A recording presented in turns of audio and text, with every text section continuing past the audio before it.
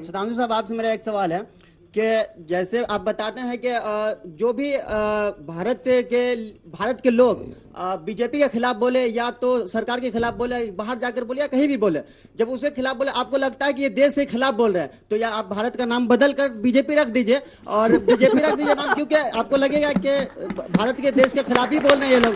और दूसरी बात यह है कि ईद के बाद सुने हैं कि एक आप लोग कैंपेन चलाने वाले हैं, मोदी मित्र कैंपेन चलाने वाले हैं, और उधर से कहाँ सुने? आज मैं न्यूज पढ़ा था मैंने कि न्यूज में लिखा था। यस मैम, क्या मोदी मित्र करके एक कैंपेन चलाने वाले हैं, एक प्रोमो चल रहा है। उसमें कहां तक आप आगे जा पाएंगे, क्योंकि आपके कई नेता मुस्लिम के खिलाफ बोलते हैं, जैसे हेमंत विश्व शर्मा साहब ने कहा कि सारे मदरसों को बंद कर देना चाहिए भारत में।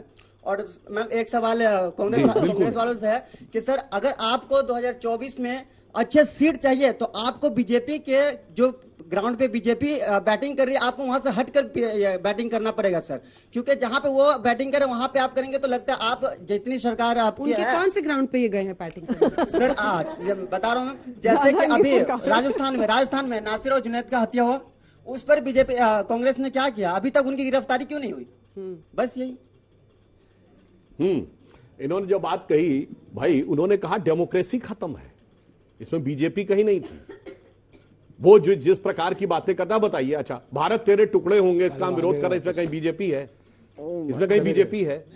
यही तो समस्या है कि आप हमेशा उसको। और मैं एक बात कहना चाहता हूं, मुझे अचानक ध्यान आ गया, इन्होंने जो बहुत बोला था ना अभी, defenders of democracy England America के लिए सवाल का तो जवाब, मैं जवाब दे रहा हूं, उसका ही उसी का जवाब दे रहा हूं। भाजपा भारत नहीं है, वहीं से जवाब दे रहा हूं, भाजपा भारत नहीं है, समझ लीजिए, उसी जवाब दे रहा हूं। बीजेपी के खिलाफ बोलना देश के खिलाफ नहीं है। मैं डिस्टर्ब नहीं कर रहा था, मैं सिर्फ ये जवाब दीजिए ना, कहां घूम रहे हैं आप? जहां का इन्होंने उदाहरण दिया मैं उसी उदाहरण से हो रहा हूं, उदाहरण उन्होंने ना दिया होता तब मत बोलिएगा।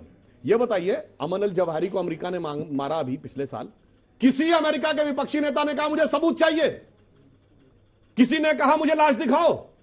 यहां पे आके कहते हैं उसामा बिन लादेन को मारा, किसी ने कहा सबूत दिखाओ?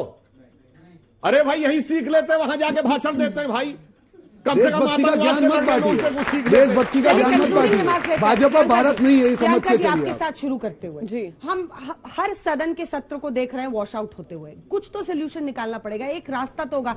दूर दराज के इलाकों से जो सांसद आते हैं उनकी जनता सोचती है कि हमारा शायद मुद्दा वहां पर उठेगा, लेकिन ऐसा नहीं हो पा रहा है। नहीं, मुद्दे तो महाराष्ट्र के भी हैं, भले मुंबई से आते हैं, हमारे भी मुद्दे होते हैं, तो हम भी अपने घर परिवार को छोड़कर कोशिश करते हैं कि यहाँ पर जो जनता का मुद्दा है वो हम उठा सकें।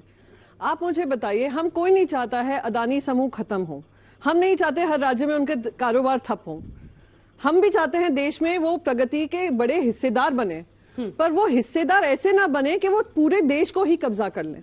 तो अगर कुछ गंभीर रिपोर्ट आई है, कई गंभीर ऐसी चीजें आई हैं, आप मुझे बताइए, आपके हाथ में 10,000 रुपए हैं, आप वो फिक्स डिपॉजिट में डालती हैं, आपको 5-6% मिलेंगे, आप कहती हैं चलिए स्टॉक मार्केट में डालते हैं। आजकल अदानी जी के शेयर्स बहुत अच्छे चल रहे हैं, 3,000 पे हैं, 3,000 के कोई आपको सपना दिखा देगा 5,000 होने वाले हैं, तो आप कहेंगे चलिए मैं 10,000 अपने उसमें डाल देती हूँ। नहीं, टाइम खत्म हो गया। हाँ, बस मैं यही कहूंगी कि इस पे जांच होनी चाहिए, क्योंकि जांच ये मेरे लिए नहीं है, मेरे फायदे की नहीं है, ये जनता का विषय है और ये जांच होनी चाहिए। 2 लाइन से। जेपीसी रोकना जरूरी है, इसलिए संसद को रोकना मजबूरी है, ये इनकी हकीकत। जवाब दीजिए। देखिए, इन लोगों का केवल यह है कि कोई सूरत बदलना मेरा मकसद नहीं है, मेरा मकसद हर कदम पे हंगामा होना। 9 साल से चलिए तालियों के साथ आप सभी का बहुत बहुत धन्यवाद।